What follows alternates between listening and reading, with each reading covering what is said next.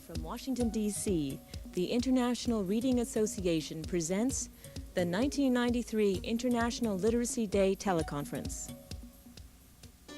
Today is the 8th of September, International Literacy Day, and around the world there are groups gathering to celebrate our common purpose, literacy. Because we know that when people are literate, they are more able to fully participate and contribute to their communities. We know that fully literate people are more likely to participate in preventative health programs, further education, and building effective democracies. Unfortunately, not everyone in the world is literate. In fact, over 960 million adults cannot read or write their names. Over 100 million school-age children do not have schools or teachers. The effect on their lives is devastating. While in this nation we enjoy a higher standard of living than most, still we cannot take literacy for granted. Too many children leave school without the literacy skills they need to fully function and to reach their potential. In celebrating International Literacy Day, we must remember that only by working together one day at a time can we achieve our goals of universal literacy and education for all.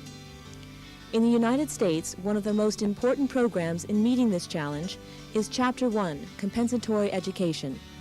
This program reaches over 6 million children who need supplemental help in learning how to read.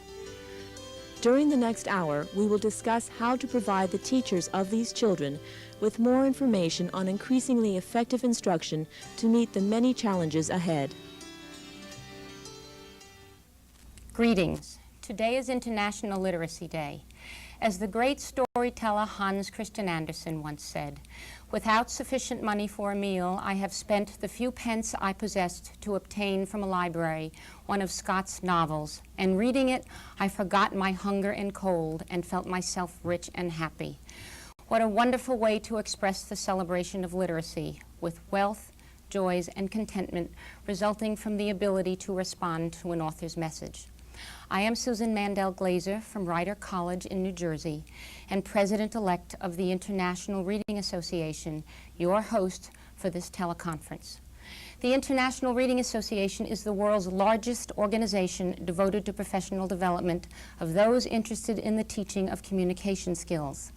Our association has 95,000 individual members and an additional 300,000 affiliates in 80 nations across this world. Our goals focus on the development of activities and materials that increase and enhance knowledge about literacy learning. This afternoon is devoted to sharing some of the International Reading Association's current professional development activities. With me today is a panel of 4 experts in the field of literacy development. Dolores B. Malcolm, coordinator of state and federal programs for the St. Louis Public Schools, is also vice president of the International Reading Association. With us, too, is Mary Jean Latendra, director of compensatory education for the United States Department of Education. Catherine Ann Ransom is an educational consultant from Springfield, Illinois. Kathy is also chair of the International Reading Association's Chapter 1 Committee and co-chair of IRA's Professional Development Project. Last is Doris Rutger, coordinator of literacy for the Heartland Area Education and Agency in Johnston, Iowa, and this year's president of the International Reading Association. The importance of professional development is paramount for guaranteeing a quality education, especially for teachers working with children who have difficulties learning to read and write. This program that will be discussed is being developed in collaboration with Chapter 1, which is the largest federally funded program in the United States devoted to literacy education. Approximately 180,000 adults work in Chapter 1 programs. 100,000 of these are teachers. These 100,000 guide approximately 6 million children to read and write daily. Providing these teachers with the best professional development activities is imperative for creating a nation of readers and writers. Each of our panelists will present a 4-minute briefing, which will be followed by questions from other members of the panel. At the end of this 40-minute segment, the phone line will be open for your questions. The toll-free number is 800-888 212-882-8498. If you are calling from the metropolitan Washington, D.C. area, call 202-293-7766. We will begin with Dolores Malcolm, Vice President of the International Reading Association. Dolores, who will speak about the need for professional development and the state-of-the-art activities. Professional development can provide you with that zest for teaching, whether you're a novice teacher or a seasoned teacher of 20 or more years. It can give you a sense of renewal and a sense of growth, and it gives you access to new information. It also allows teachers to keep abreast of advancing knowledge, and it allows them to become updated on the pedagogy, both current and the advancing pedagogy. And it also makes better qualified teachers use the best teaching practices.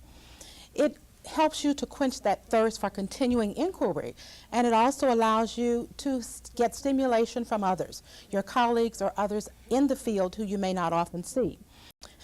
Professional development can focus on the theory and the philosophy of what to teach and how to teach it. And it allows teachers and administrators and other educators to become instructional decision makers and move toward process-oriented reading programs with the empowerment of teachers or other educators as their goal.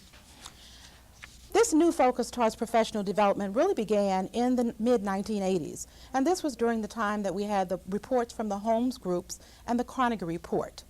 These documents outline school reforms and restructuring processes that were dependent upon the knowledge of the teacher. Some of the changes that they outlined were defining outcomes and standards, and that's when we began the move towards outcome-based education, which can precipitate a need for professional development. There were also the development of the standards, and many of the disciplines are now coming up with their own standards. We have the math standards, we have the science standards, and now we're the upcoming English language arts standards. And also the National Board for Professional Teaching Standards began as an outgrowth of these reports. One of the other charges for these reforms was a strengthening of the curriculum. So we began to have the development of the whole language classrooms and the reading recovery movement. There was also a redesigning of assessment, and some of the other panelists, I believe, will be talking about this at a later time. There was also a change in the decision-making process within the schools. So we've become more aware of site-based management, where the instructional leaders, those principals and those teachers who are in the trenches, become the designers of the curriculum for their school. All of these changes require knowledge, and knowledge comes from professional development. So without these knowledges, change could not occur. Some of the ways that they undertake professional development is by seeking and reading professional literature, attending conventions, workshops, forums, and seminars. And of course, IRA has many of these, and Doris Recker will tell you about those a little later. Educators can subscribe to educational literature, such as IRA's own Reading Today and our Reading Teacher and our Journal of Reading. They can observe, interact, and collaborate with other educators. And the educators themselves become researchers, more emphasis on teachers as researchers. In short, they become what they want their students to be, learners. So there is truly a need for professional development. And there are many current professional development activities that are going on. Some of them, of course, in the field of technology, but there are other such things as writing projects that are occurring in local school districts. There are assessment sessions where teachers and educators are learning about the assessment techniques. There are IRA meetings, conferences, and seminars, which here again you will hear more about. And some people are undertaking their own initiatives where faculties themselves are getting together and starting and developing professional activities. So in essence, for teachers to become professionally developed, they are beginning to become teachers as learners themselves. Thank you, Dolores. I'd like to start with a question.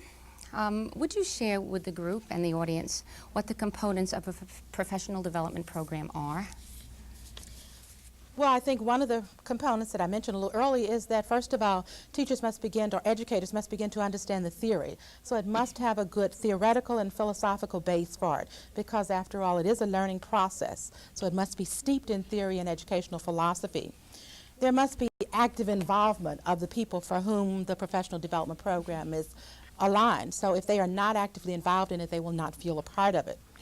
There must be time to process and integrate all of the knowledges that come out of the professional development into the curriculum. So time must be made for using what has been learned in the professional development component. Would you say that the time meant time release for teachers and in-service programs where they actually work during the school day? Yes, it could mean that. It could mean the administrator allowing time during faculty meetings for those colleagues that are involved in it to give the information to other people. It could involve getting parents to come in and to staff those classrooms while the teachers have time for professional development.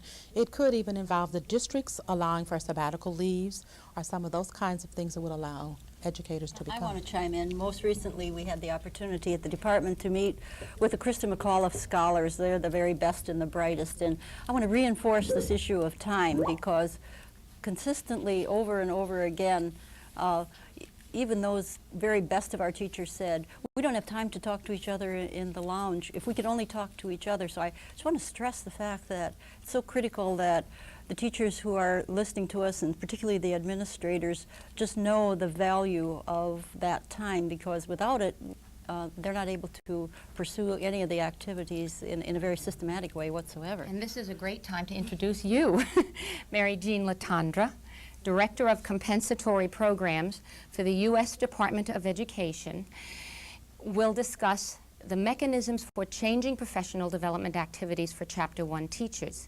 She will also discuss new federal legislation and how this affects professional development activities. Mary Jean. Thank you.